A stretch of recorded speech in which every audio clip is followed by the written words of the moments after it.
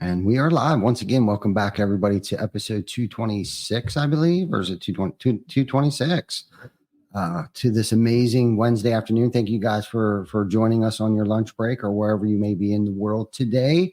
Give us a few seconds. Stay tuned, and we will be back after our short intro from our sponsors.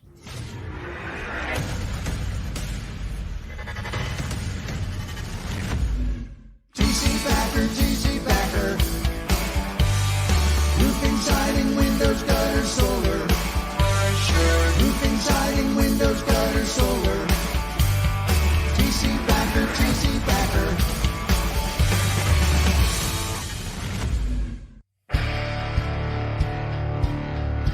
Hey, and we are back for episode 226, and I have another wonderful guest with us this awesome rainy afternoon here. We can't catch a break with the rain here, it seems like. April showers bring May flowers.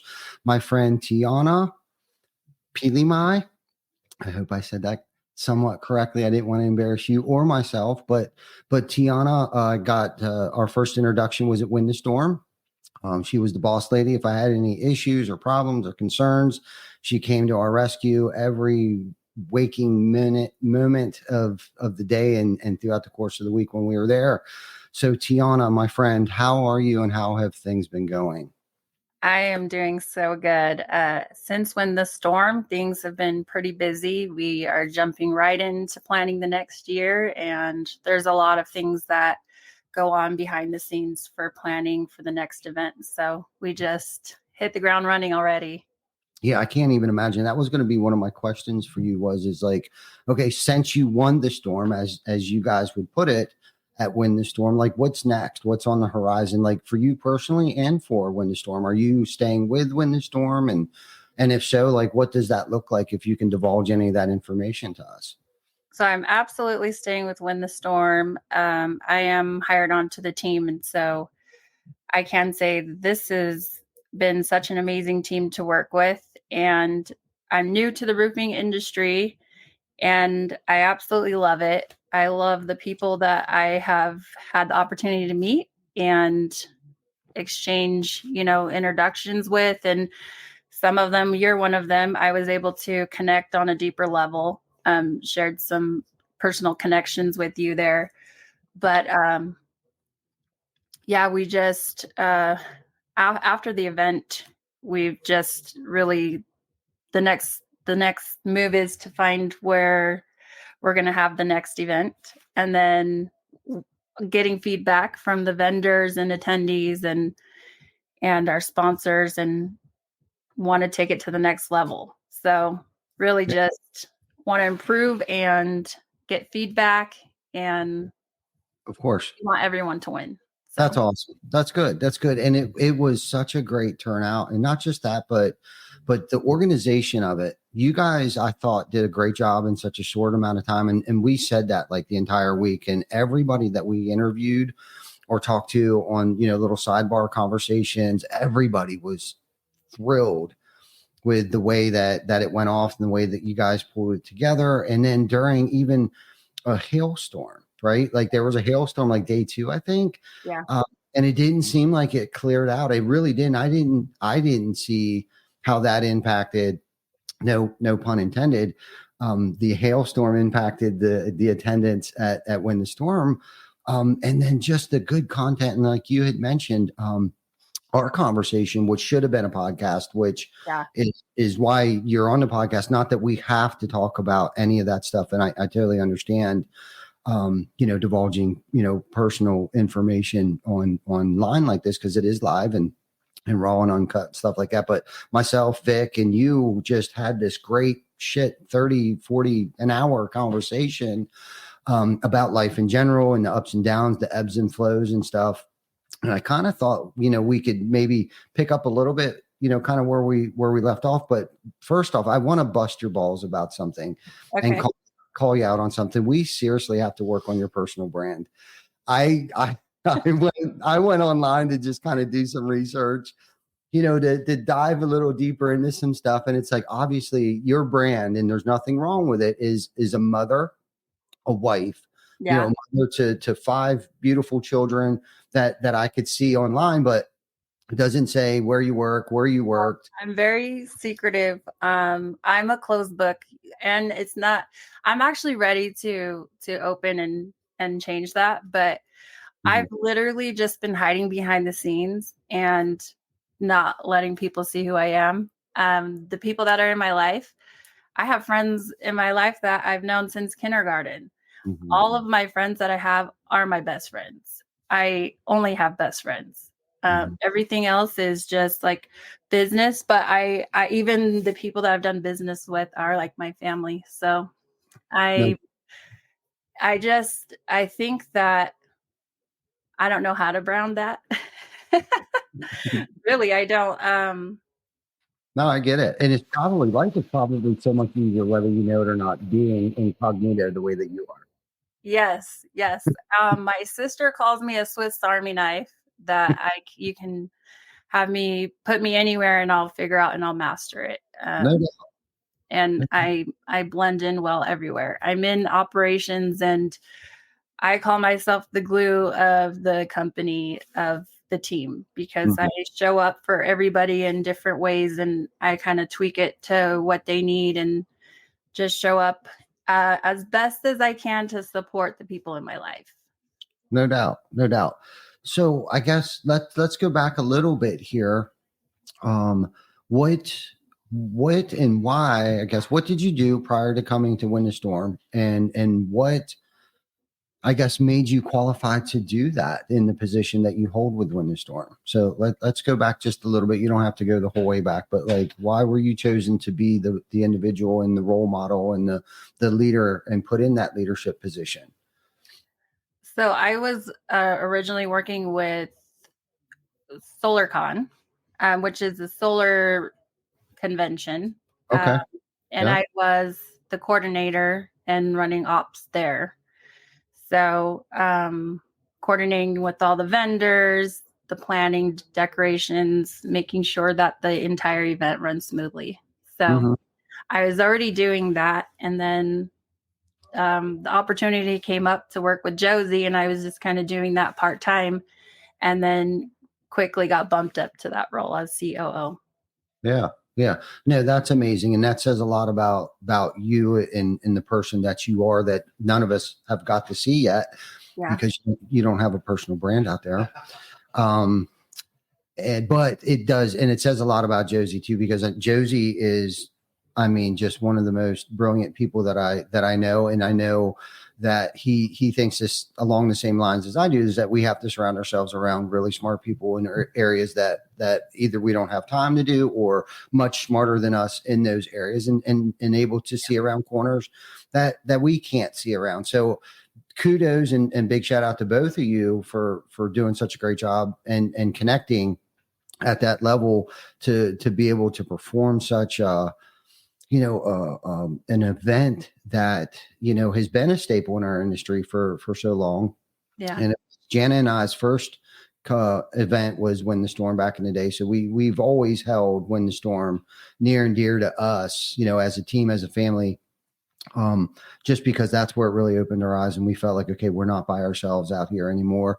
And then we also realized that there are also larger companies out there doing a lot more revenue. So it really opened up our eyes to not think so small either. You know what I mean? And then the relationships that, When the Storm has created, like the conduit for us to, I met Erico, Paul Reed, guys like that from Roofers and Recovery. I met Scott, shoot, I'm going to butcher his last name, Riapala with Interstate Roofing. I know how to spell, but I don't know how to say it. Yeah. Yeah. Dude's a beast. Met him for the first time back in the day. And so, like I said, it's been the conduit, and you guys, complimented the originalness, of what it was intended, I think, meant to be, at least for me. You guys really just stepped up and did a phenomenal job. And I'll probably say it about 15 more times throughout the thing, because I'm still on that high. I haven't attended a show since then, so I'm still riding that high from that. And I know Vic and a couple of our other team members are also riding that high. But I got to ask you something. What was it like meeting Tim Grover? Well, so I read his book before I met him, Mhm.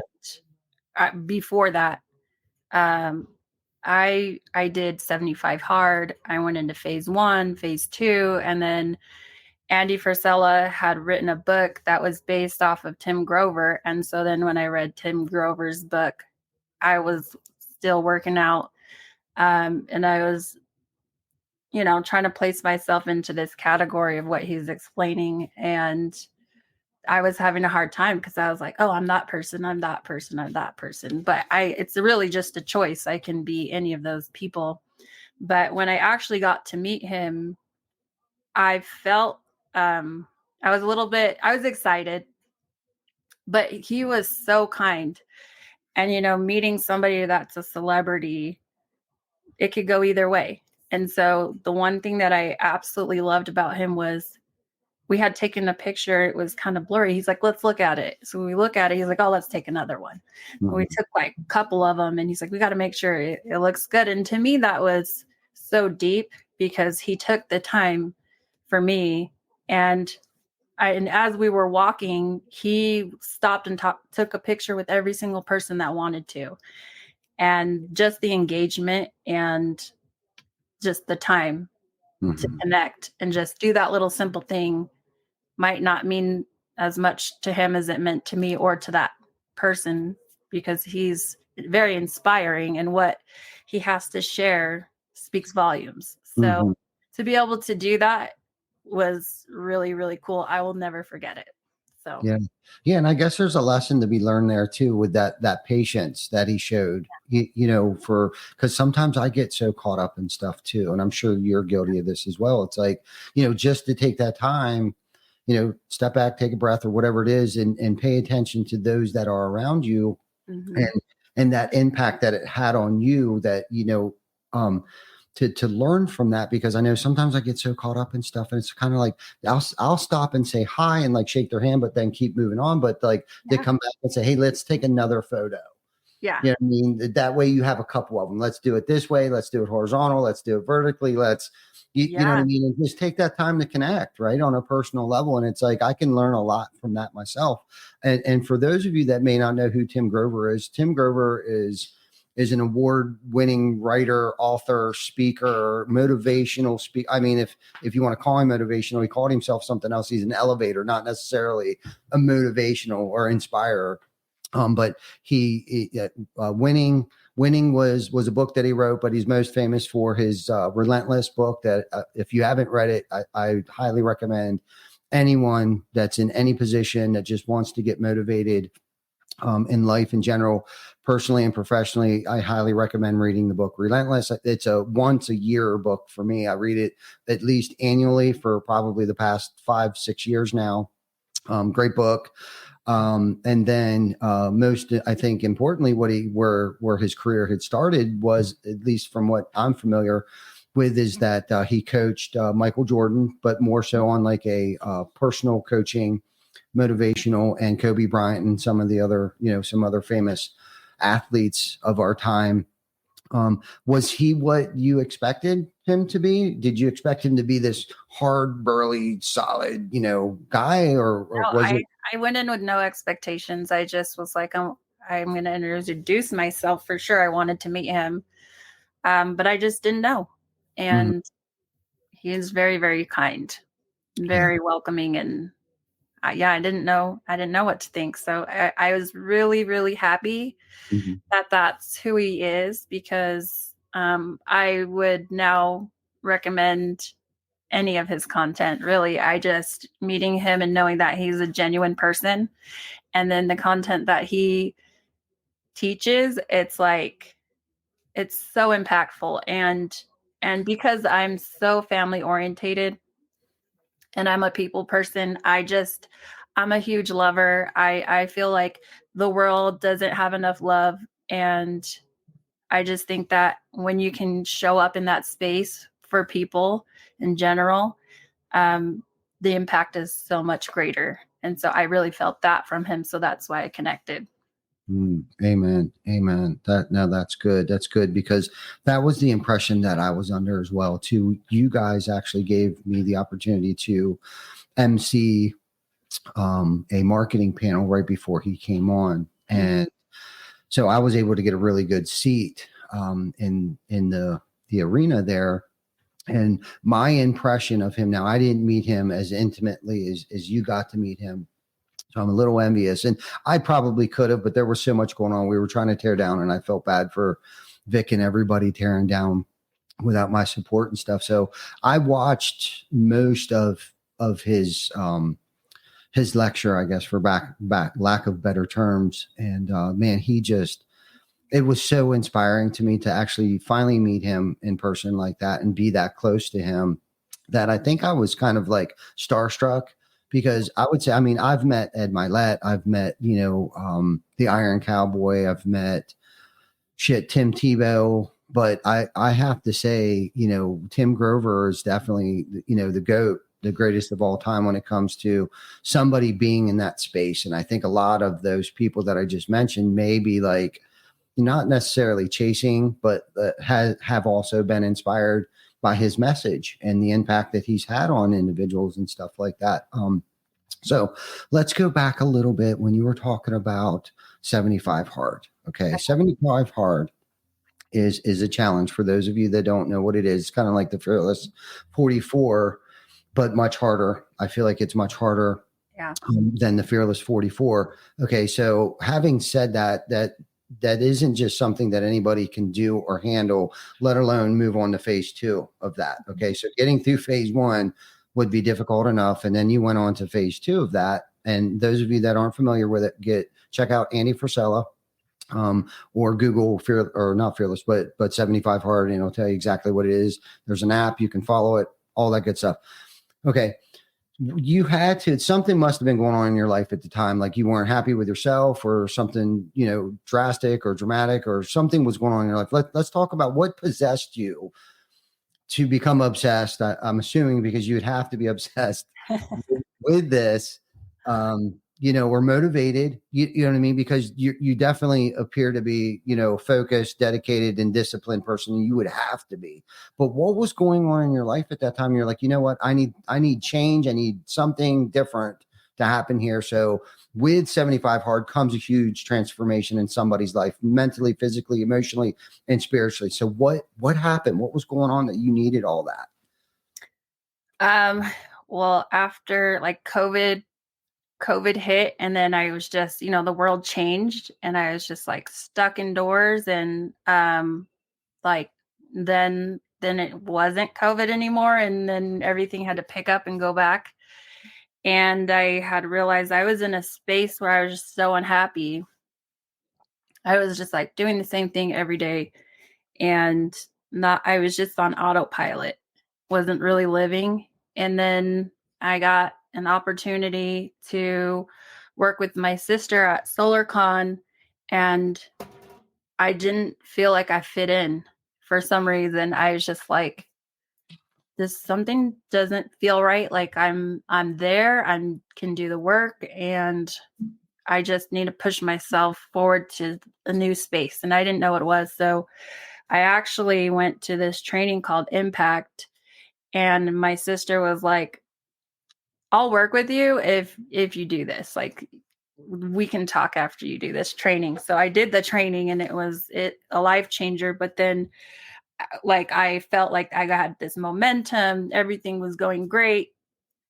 I had all these really great tools to work with, but then my brother passed away, and me and my brother are so close, and he was going through a lot of hardship in his life, and normally I would have turned to drinking to cope with that. A lot of my friends were hitting me up to go drink, and I was just like, no, I don't want to grieve him that way, and I don't want to pull myself back into this hole that I've worked so hard to get out of.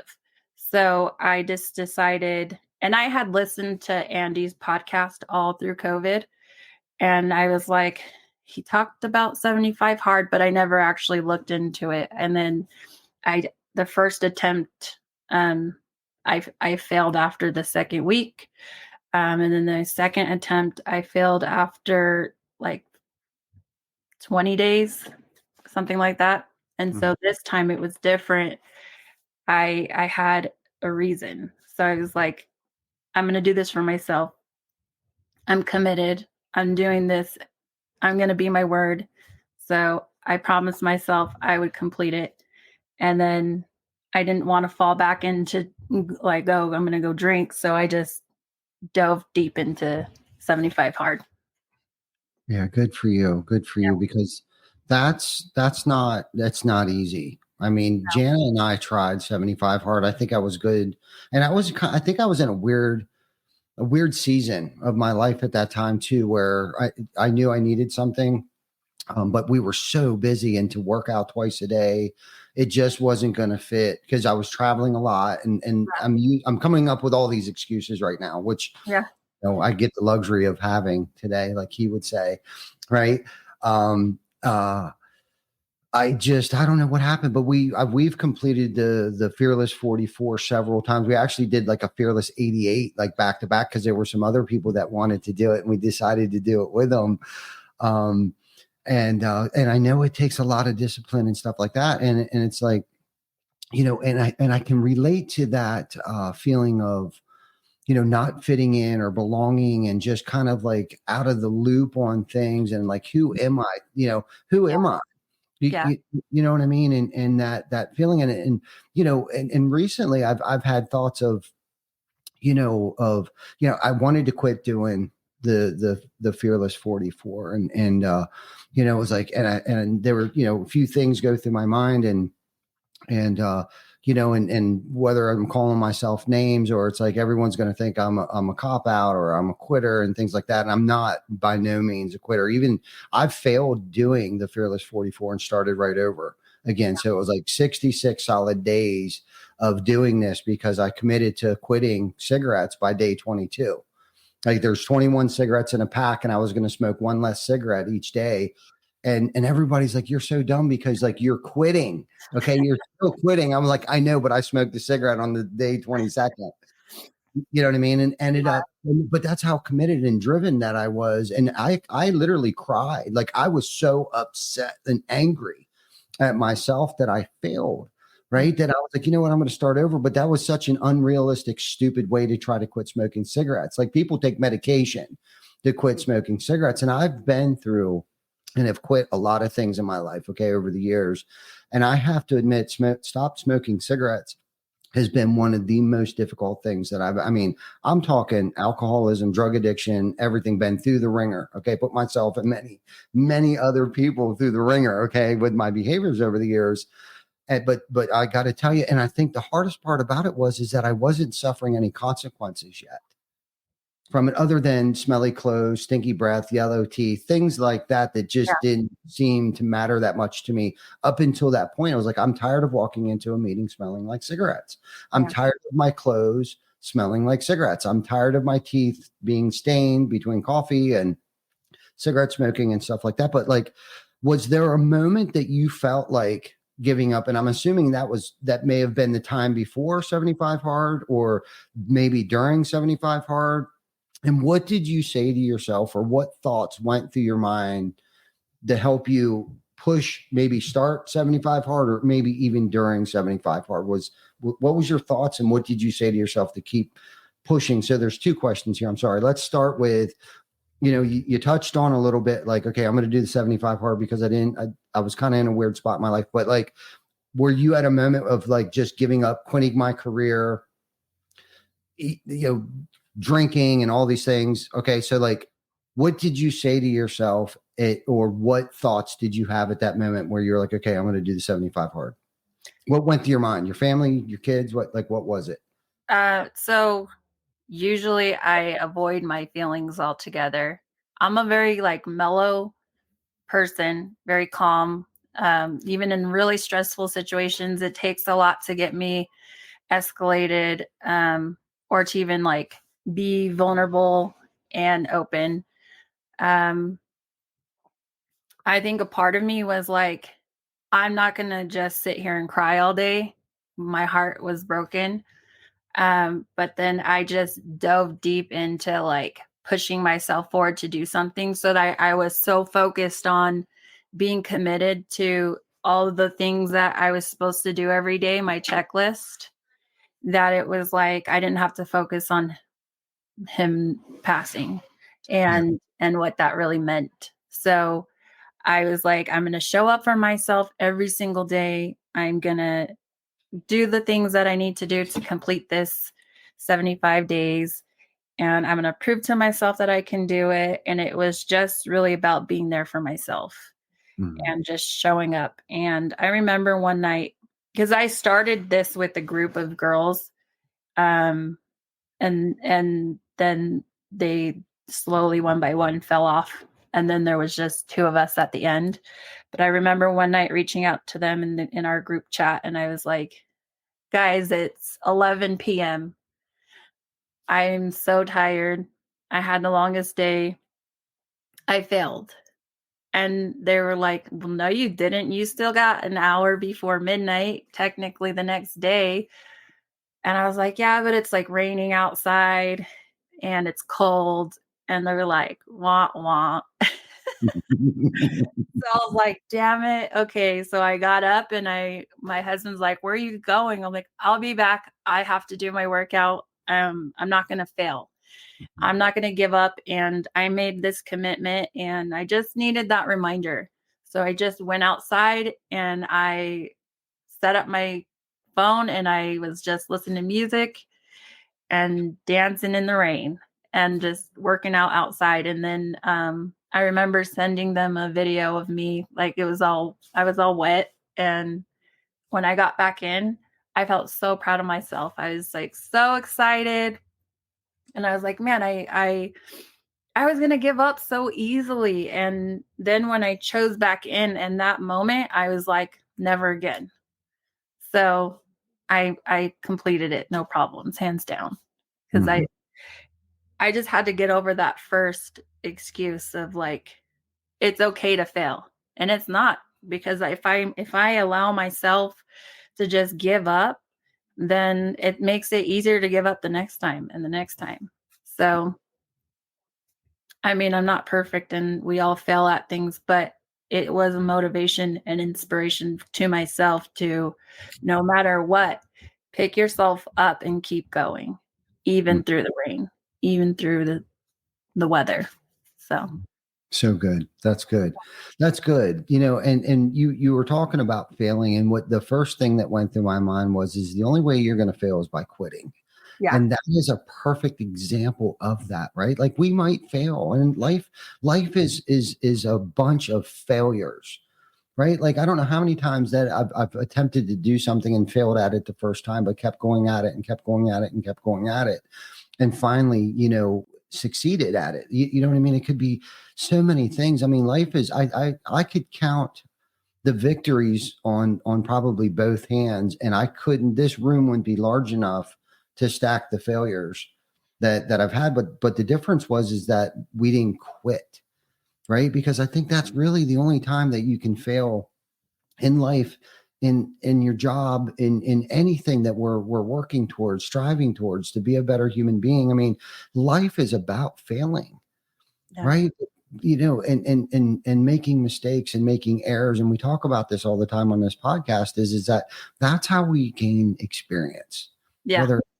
Whether it's identifying who we are and how far we can push ourselves, right? It's a learning curve, a learning thing, a learning about self-awareness, learning other people, and things that might light them up, or tasks that I'm trying to become something different than I was yesterday, and I'm not going to do it right all the time, and I still say stupid things, but I identify it a lot quicker today. It's like, oh shoot, I'm so sorry, that was really dumb.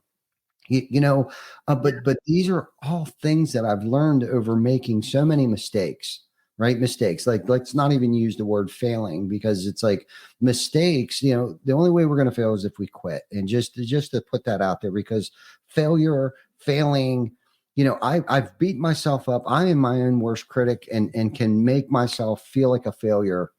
Right. And I think I even say that to myself sometimes, like, you freaking failure, and it's like, I don't want it. And I got to remind myself, if I quit doing this right now, that's the only way that I'm going to fail. If I quit doing this podcast and stop being consistent with it, or if I quit on a relationship, or if I quit on something like that, that's the only way that I'm going to fail. But I love what you said. I think that, and that's a beautiful story too. Speaking of success, like, how do you define success? To me, success is I measure my own success based off of my growth. So I look at every day as an opportunity to grow. And so I reflect every single day. I reflect on what I did that day, the interactions that I've had with people, how I showed up for my kids, how I showed up for my husband. And I look at the ways that I could have, or for the next day that I could improve there. And I look at the value and the condition of where I'm at in every little aspect of my life. And so that's how I measure success. So I feel like I'm super successful. Whereas like some people measure their success by money, I measure my success by how I feel inside and the results that are in front of me. If my children are happy, if my husband's happy, if the people that I work with are happy and things are running smoothly, then to me, that's extremely successful. Amen. Amen. I knew you were going to say that. That's why I wanted to ask you that question. Because success starts at home. Yeah. Right? Like it starts at home. And so I think it was one day this week. My days are running together here. I left work a little bit early.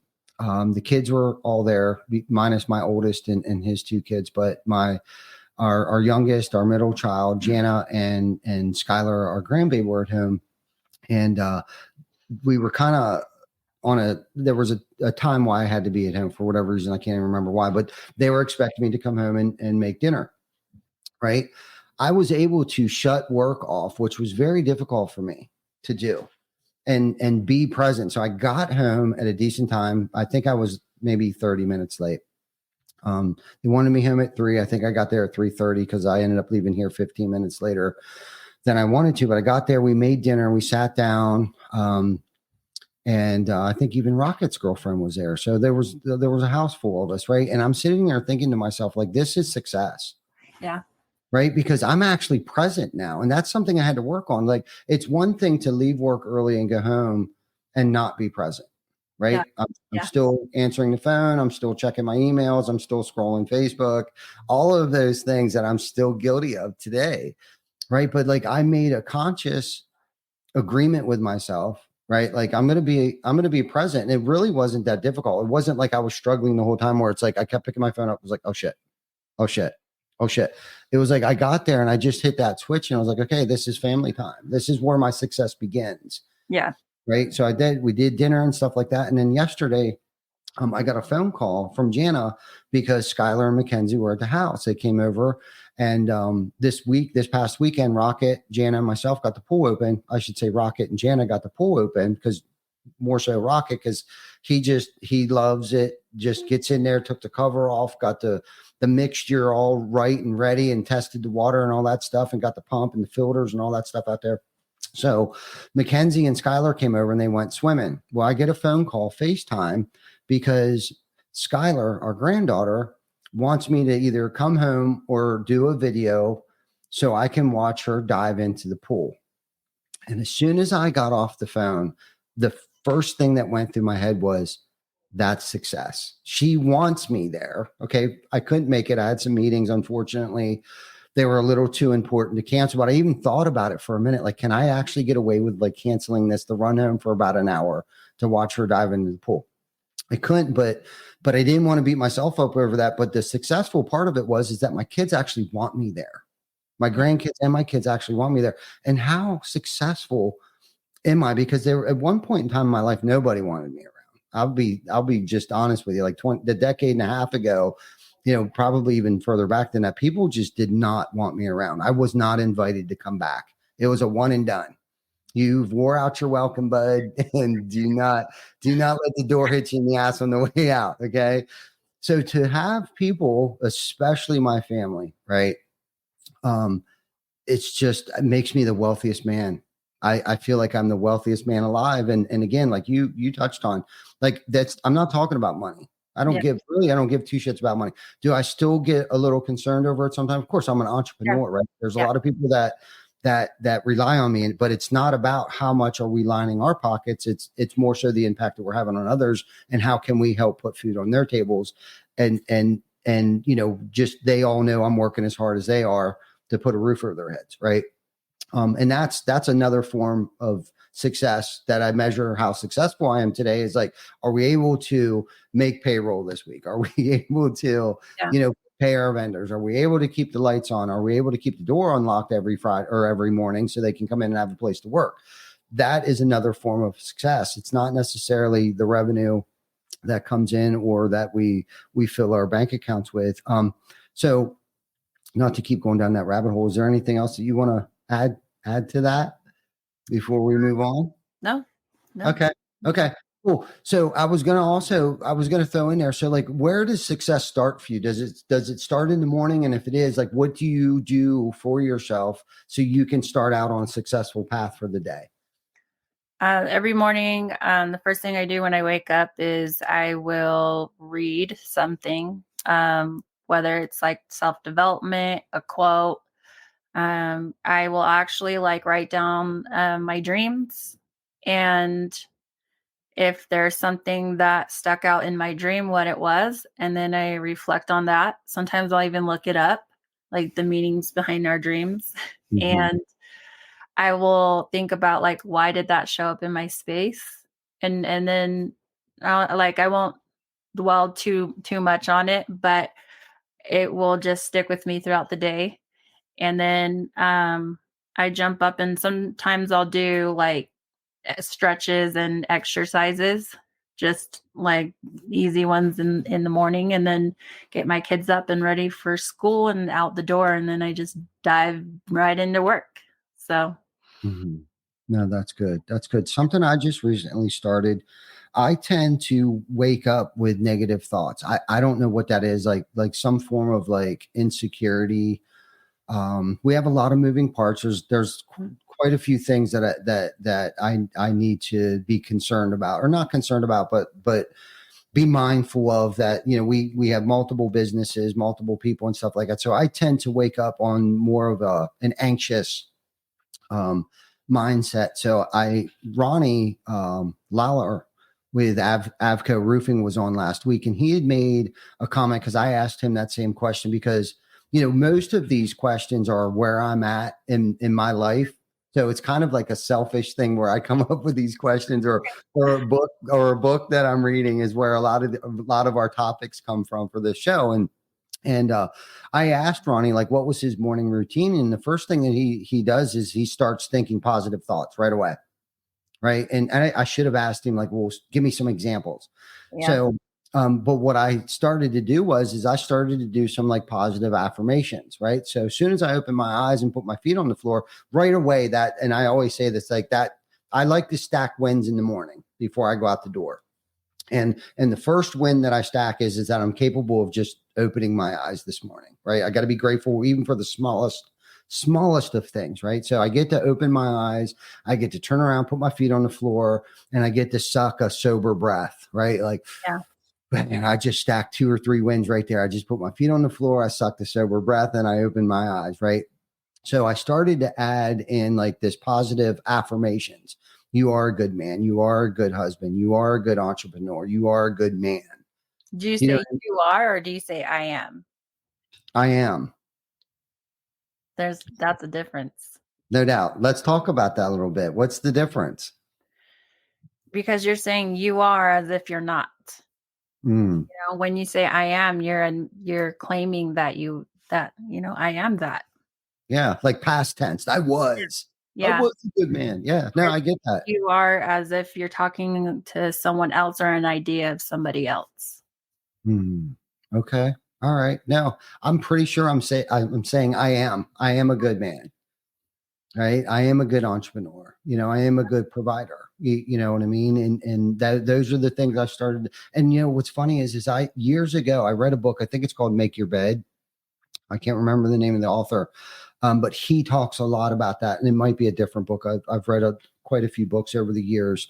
But that positive affirmation, I think I'm saying that right, in the mirror. He would actually look in the mirror at himself. And I used to do that because of self-doubt. I mean, I would be lying to you if I didn't feel insecurity, self-doubt, neurosis. I'm a very neurotic person.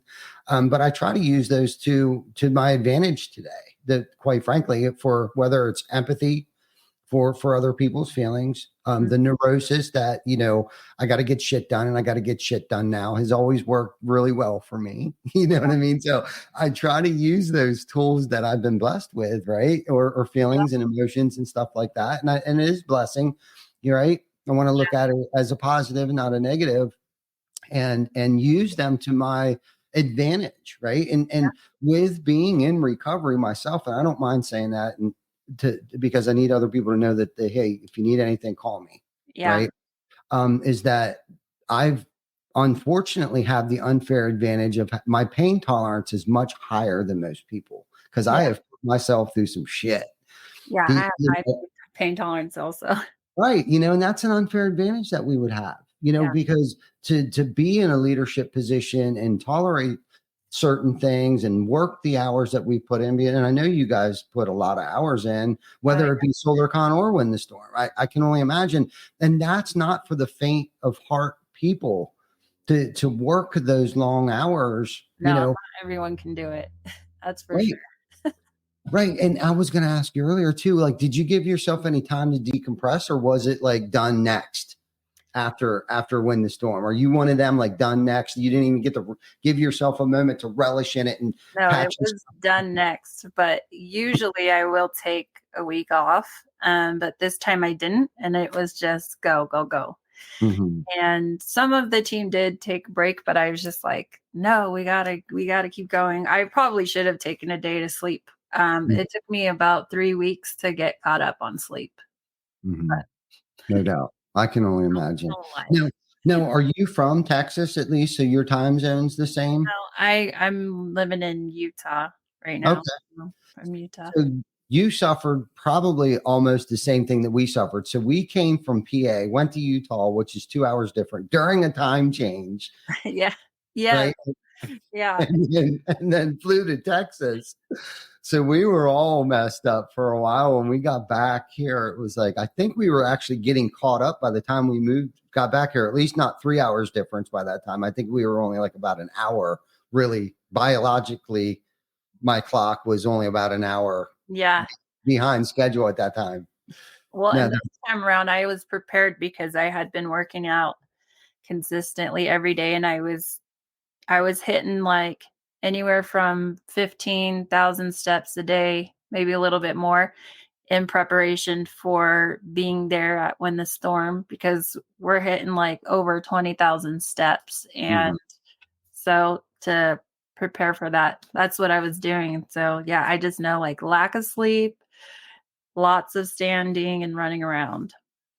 Yeah, and that's such a great point that you brought up there, is the stamina, getting your stamina up, right? And that's what you were preparing yourself. And that's where working out and eating healthy to perform at a high level, like you got to do them if you want to continuously, right? Consistently work at a high level. You have to take care of your body. You have to take care of yourself first and foremost. And this might sound a little selfish and contradictory compared to what we were just saying, right? Like, so we love people, we love impacting people's lives and things like that. But first and foremost, we must take care of ourselves first, right? Because if we can't take care of ourselves, we can't take care of anybody else. It's just like when you're on an airplane, right? And the lady's describing to you with the oxygen mask and where the life thingy is under the seat and all that stuff.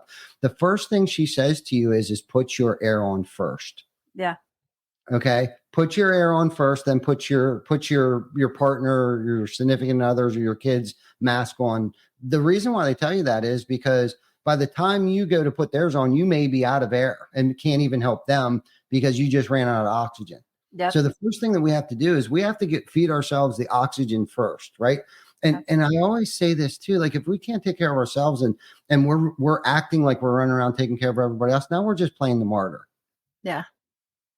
You know what I mean? But that's the thing, we beat ourselves up so much, and it's like, we got to take that hour a day, hour and a half, 2 hours a day, whether it's 30 minutes in the morning, reading stuff, self-affirmation, cold shower, whatever that is. And then working out, eating healthy, sleeping, rest, right? Plays a huge thing, because we're trying to build that stamina up. So when we perform, like you guys performed a phenomenal show, right? 20 hours a day, 20,000 steps a day. Like if you weren't working out and preparing your mentally and physically and spiritually for that, you may not have been able, the entire team, right? May not have been able to pull off Win the Storm this year. Would you agree to that? Yeah. The team that we have, we all are kind of like that, focused on health and fitness. There's a few that are open to the idea of it, but fit in well with us. And so because we're all very driven and work like that and live our lives that way, it definitely made things a lot easier. Absolutely. And those people that probably aren't doing it yet are probably 20 years younger than us too. Yes. Or yeah, they're already in shape. Yeah, right. Exactly. But I find the older that I get, I got to work on my stamina, and I call it stamina. You know what I mean? Treadmill's good. I do treadmill. I walk, I run, I jog, I hike and stuff like that intentionally to keep that so I can work long hours, so I can attend conferences and be on the floor for 12, 16 hours. Like I have to do those things or I can't make it through it. I won't be able to do what we do, the traveling, the hours, the impact. You know what I mean? Because inspiring can be tiring. It is. You know what I mean? And that's the thing. So, yeah. And that's the thing, like we have to be there for others. Plus, we need to be here for our families for the longevity. And if we're not taking care of ourselves, smoking cigarettes and not working out and eating healthy, what example are we being? Okay, first and foremost, to those that are around us, right? Because we are the sum of those that we surround ourselves with. Mm-hmm. Okay. But then to not be here, it's almost like a selfish act that we do if we're not taking care of ourselves, because we won't be here for the longevity for our families. Yeah. So it's really a selfish act. By us not taking care of ourselves is the selfish part of it, not us. It's like flows into every other aspect of your life, as like showing up in working out and being healthy. You're not spending as much money on medical bills and going to the doctors and stuff. And it just becomes easier way of living. And then that flows into even in the work environment. It's better mentality, just clear-minded and just focused, and just that alone can speak volumes with people's jobs, because they're able to actually do the work. No doubt. Circling back to your words of affirmation. Yes. We gathered the Win the Storm team on the main stage the morning before. I think this was day 1. Yeah. So before the main stage happened, they were doing sound check, and I had told everyone, meet me on the stage, and they didn't know why. And I was like, just meet me there at 7:30 in the morning and we'll be there. So we got on stage, and I had the AV team play some music, and we did deep breaths, and I had them close their eyes. And then I said, think of a word that you're committed to create for this event, something that an intention that you're putting out for to happen, for the vendors, for the attendees, and for yourself. And I just yell it out. And so we did that. It was different for them. They thought it was like weird, but it's something that I do with the team because it unifies us. Plus it's putting out what we're committing as a team together. So it was like relationship building, connections, abundance, joy, just unity and acceptance, because everything was new and it was changing, new ownership. And so all of the words that were said, it literally came to be, and the conference really did exactly what we had intended to be. Mm-hmm. I agree. It was really cool. to experience that and to have them say those things and then have it roll out that way. Mhm. So Mhm. words Love of it. affirmation are very powerful. Absolutely. I agree 100%. My only regret was stopping it myself personally. And I will agree that it works because, what's the crazy thing is this morning before I was kind of in that state of sleeping where I was awake, but I wasn't awake. Yeah. And I'm in that state a lot throughout my sleep. I have no problem falling asleep. It's just kind of like staying asleep or getting to that realm sleep. Okay. Is where I have issues. So I was in that state where I was thinking, but I was sleeping. And I love it when it's a positive, goal oriented, focused vision, thinking thoughts, you know what I mean? That I had, because a lot of times that's why I think I wake up in that anxious, anxiety filled kind of feeling, Yeah. not as far as like impending doom stuff, but just like, oh shit, I got to do this. Oh shit, I got to take care of that. Oh shit, don't forget that. Da, da, da, da. Well, this morning was more so about some things that we're working on as a team. We're working real hard on, we revamped. It's taken me probably almost 4 years to revamp our core values. And I think we'll do an episode of reviewing our core values and the importance of core values, but not just having words on the wall. Okay, I went way deeper than that. It's paragraphs explaining exactly what fulfilling your fidelity means, right? Instead of just putting integrity up on the wall. Well, what the hell does that mean? Yeah. Right. So I wrote this whole thing out, and then we created these KPIs and stuff, and how it all kind of intermingles harmoniously, cohesively, right? Like if you follow these core values in our mission statement, right, you shouldn't have to worry about making mistakes. You shouldn't have to worry about, if you're living by these core values, right, it's going to minimize risk. Yeah. Right. I'm not saying mistakes aren't going to happen, but if your heart and in your mind is in the right place, right, it's going to minimize, the exposure or the liability, right? It's going to minimize it. It's like almost insurance. Just live by these. And I'm not saying an accident's not going to happen, but they're going to be shrunken. It's going to be very small. And then the KPIs, right, are key performing indicators. Everybody knows what they are. So we're putting them in, and how it kind of flows over into that. And there were some other things that I just wasn't real clear on yet. And it was just so funny how by doing these positive affirmations that I've been doing in the mornings, how, once you work them for a while, then they start working you. Yeah. Right. Like it starts working in my life. Right. Mm-hmm. And this morning was a perfect example of that. Like I didn't have to force myself to think positive thoughts about myself. Like automatically, like this morning, my first thoughts like was clarity and some vision, like, oh shit, yes, that's perfect. Like that, like, I don't even know if you want to call that like a paradigm shift.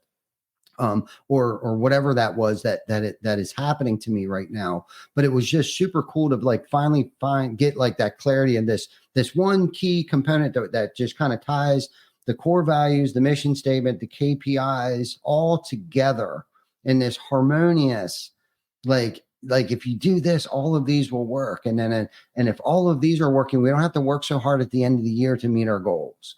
Well, that falls into line with exactly how I live my life. Is I be the things that list, that you're talking about. I be it, then I do those things, and then I have what I want. So you be it, do it, have it. Yep. Amen. Exactly. I mean, and the mind is a powerful, powerful thing. And that goes into positive thinking versus negative thinking, right? If you're continuously thinking and complaining, thinking negative things and complaining all the time, negative things are going to happen. It just, even health issues, right? Down to your health, your mentality, everything, just your health declines and all kinds of things. If you're just negative. Another affirmation, you're affirming those negative things. 100% works the exact opposite way too. Yeah. Right. So if you're continuously thinking good, positive thoughts and looking for the solution instead of staying in the problem, the solutions come a lot quicker, but then less bad things start to happen because the way that you're looking at things is like, why is this happening to me versus this? Why is this happening for me? Yeah. at this moment. And that's something Ed Milet talks about in one of his books. He's got 2 great books out too that I highly recommend reading, at least a yearly thing. If you haven't already read them, read them. Ed Milet's got 2 books out. And he talks a lot about why are things happening for me instead of like, why is this happening to me? What was me kind of thing. And I've been talking about this a lot on my lives. It's like, it's funny when you start thinking, switching your thinking to positive thoughts of like, okay, why is this happening for me right now? You may not know what that is at this moment. And it doesn't have to be clear. Just know something good, whether it's a lesson learned or man, like something good is just going to come out of this right now. I know it's the most worst thing. Is it going to, push us to create another system or process? You know what I mean? Is it going to make us buy, better insurance? Is it going to help us put another KPI in place? Like there's something good. A lesson is going to be learned regardless of whatever that situation is, no matter how horrible that situation is. And this is the sad reality of it is bad things are going to happen to good people regardless. Life happens. Yeah. But how we deal with it and our perspective on it is what makes the difference. Definitely. So there was this incident, and this is just like a perspective of that. In 2017, my daughter got hit by a car, and just an accident. Like my daughter ran out into the street, the car hit her, and most people's reactions to that would be like really upset at the driver, right? Saying the worst things, or blaming and shaming or whatever. When I had arrived on the scene, my daughter, obviously she had to get life flighted out, but I went over to that mom and I just hugged her. And she was, like shocked, because who does that? And I thought back a million times, like, should I have reacted that way? But I hugged her so like deeply.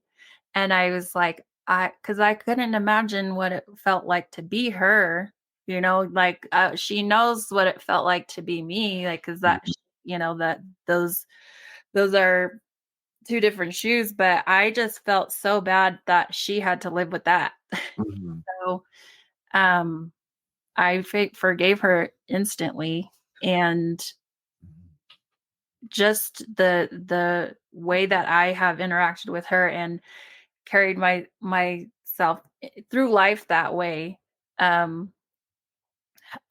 just been able to see things happen for me and not to me. Like I could have been a victim in there and called my daughter a victim, and I never even let her be a victim. I was like, you're not a victim. Like, you got hurt, and what did you learn from that? Don't run into the street without looking both ways. So, Right. yeah, it was really cool. And I still am in contact with her till this day. So just another way that connections happen in strange ways. Yes, they do. I was going to ask you, are you still in contact with the lady driving that car? Yeah, I am. Yeah. So she visited us at the hospital and she made a donation. We had a GoFundMe for her back then, and she brought her a whole bunch of stuff to the hospital, and she felt really bad, and I just said, like, it's okay, she's okay. And like, even if it was very tragic and that she didn't make it, I would have responded the same way. No doubt. So is your daughter okay today? Yeah, she she had suffered severe concussions, and she had a broken femur, and so she was in a wheelchair, and she had rods in her leg for 6 months. So that was an interesting healing process to do that with her. She was in therapy, physical therapy, but she's a rock star, and she plays sports now. So she's a team captain in basketball and volleyball. So she's on the varsity team. She does great. So yeah. Love it. she's a really tough little girl. So yeah. Yeah, and that's so cool that you handled it that way, because you could have let that manifest in, like you said, playing the martyr, playing the victim, playing all this, but Yeah. the positive may not have appeared, right? That what the relationship that was developed, the lessons that was learned for all three parties, right? Your daughter, yours, and this woman. So maybe she drives more cautious now. Maybe your daughter uses that adversity every time she comes up against something difficult right now. It's like, this is not as nowhere near as bad as when I was laying in the hospital bed for 3 Yeah. weeks or whatever it was. Do you know what I mean? Like, these are moments that define us as human beings, and that's really cool that you handled it that way, because that could have set your life on a whole different trajectory, Oh yeah. right? Where you just went down this negative path and stayed there for months, years, Well, I decades. could have dragged her down with it, like made her a victim by telling her those things, and just totally putting her down into this category and this label. And I just was like, no, you're not going to be that. And I didn't know if she was going to limp, or if one of her legs is longer than the other now. Mm. And so we just make ways to make it work. But I just was like, if I keep her there, what is that going to do to the rest of her life? Mhm. And, it was hard because she was in a school that was athletic based at the time at this academy. And so she was kind of bullied because she was in a wheelchair, and that's not very common in a athletic school. Mhm. So I just was like, there's kids that just don't understand what you're going through. And that's just where they're at. But that doesn't mean that's who you are. You are different. You are in a different situation. You can't walk. You got hit by a car. Do they know what it's like? No. They will never know unless it happens to them. And, God forbid that ever did. Like, it's unfortunate that this happened to you. But guess what? We get to use this and learn from it and grow. And you're going to be a lot stronger than a lot of those kids because you've experienced so much pain. Amen. Amen. That's so good. You're so true.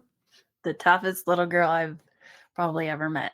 So, No doubt. I can only imagine. yeah. I can only imagine. So we're at an hour and 4 minutes, but before we get off here, I got one more last question for you. Okay. If you had the opportunity, what would you say to your younger self right now? Trust myself, that I'm enough, that I didn't need other people to be who I wanted to be. Yeah, that's so good. That I'm enough. Yeah, that you're enough and that you are.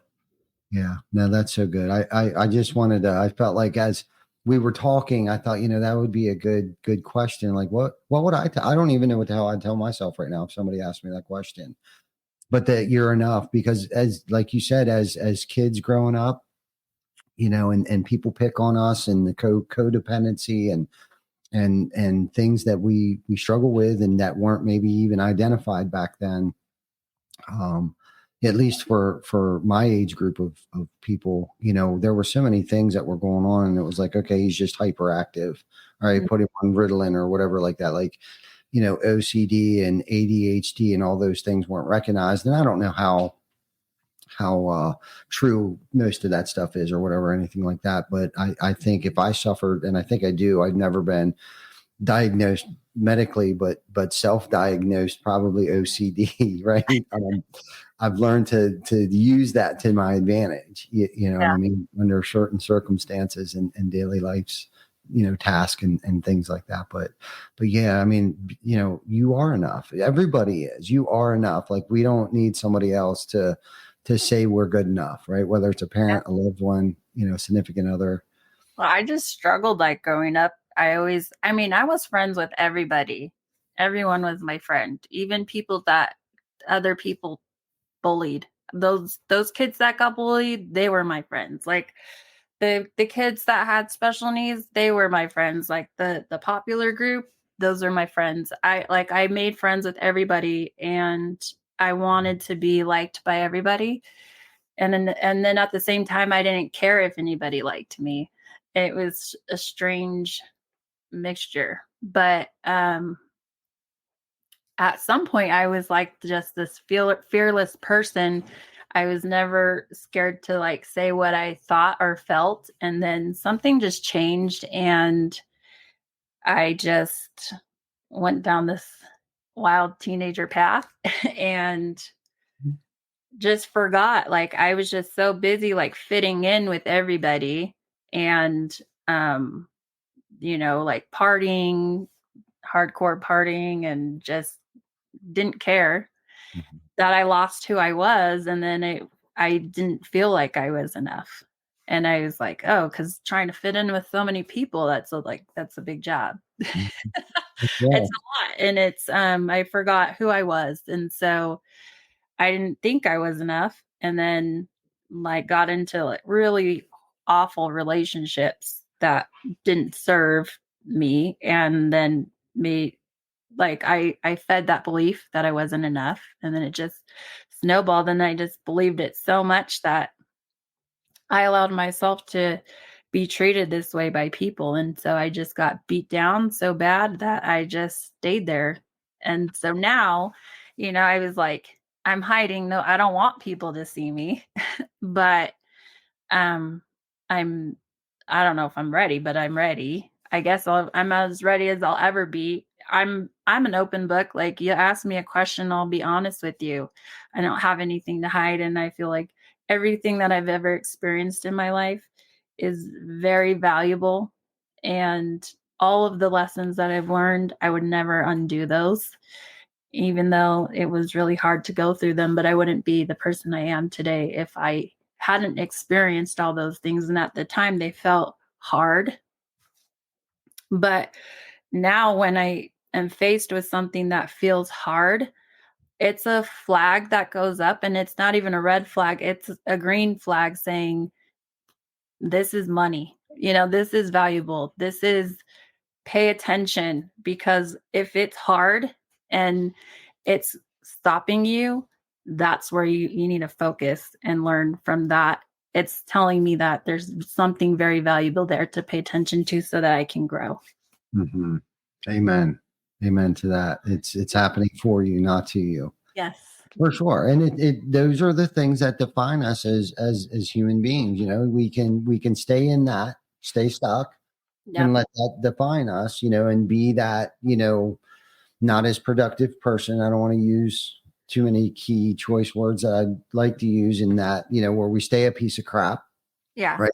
Or we can allow those experiences to elevate us to inspire other people. Like, hey, you don't have to let this happen anymore. You are enough, right? Like you don't need other people's acceptance, right? And you don't need other people to be who you want to be today. You know what I mean? You got to find yourself. It's self-awareness and using those experiences that we've gone through in life as a benefit to who we are today in order to have an impact, a positive impact on other people's lives today. And that's the key to any success, right? Is success is measured by how many people that we impact positively, not necessarily the bank account.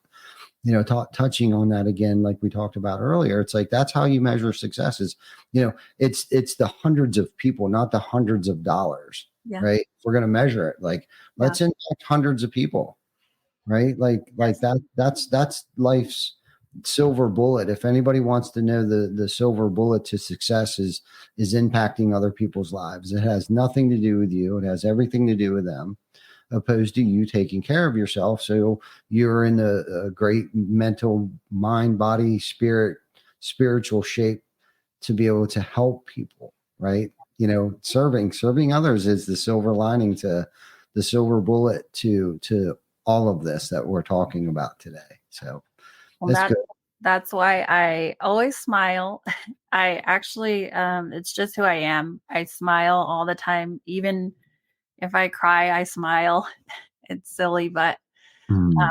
I find the humor in things, and I just genuinely know that a smile can make a difference in somebody's life, and the impact that I have on people's lives has has been spoken to me by many people, and that I feel like I've lived my purpose and Mhm. enjoyed that. So No doubt. Well, you inspired me enough to ask you to come on the show with our conversation that Vic and myself and you had. out there. I was like, and I think Vic may have said something to me before. I was thinking it, but he said it first. He was like, dude, we got to get her on the show. And the I was timing wasn't really right. excited when you asked me. I was nervous the first time, but Yeah. Well, we wanted you to come on the big show. This is our Wednesday night, weekly show where we get the most, impact. I feel, not that we don't at the 10, 15, 20-minute little clips that we do at the conventions, but this is where, right now, I think we have, 10, 15, 20 people watching right now. But the replays and the people catch us on the replays and stuff like that. Tens of thousands of people will watch this. This is where our impact is. And this is how we've used this platform for that purpose is the impact. It started out, to plug one of our charitable events that we did locally, is how the podcast got started. We had no idea how to like get it out into the public's eye. Like, hey, we're hosting this, a silent auction to help a nonprofit organization. And someone suggested doing a Facebook Live, and it was like, oh shit. So this whole thing like started out with, trying to have an impact on people's lives, and those that take the time out of their day to sit here and listen to us for an hour or so. Most of them are people that tune in weekly. Like, it's the same people. It's our people that are just dying to hear that, what you have to say. Hopefully I can come up with good enough questions to pull some good stuff out of you. Because this isn't about me. This is all about you and the impact that you're going to have on people. We're just kind of the conduit to get you there. Yeah. So well, I really appreciate you taking the time to speak with me and inviting me onto your show. Yeah. No, we appreciate you coming on. We appreciate our viewers, our watchers, our listeners. Don't forget to check out next week. I will be in Cayman. It's going to probably be quite a few guests that'll be on. I'm going with a great group of men to Cayman, from Tim Brown, Eric O, Mike Claudio, Joe Huffman. I mean, I'm going with some pretty heavy hitters. I'm probably the lowest man on the totem pole with the group of men but I got to do that. I got to step outside my comfort zone and surround myself around not the lowest. Much higher performing people, so I can elevate my game here a little bit, right? Yeah.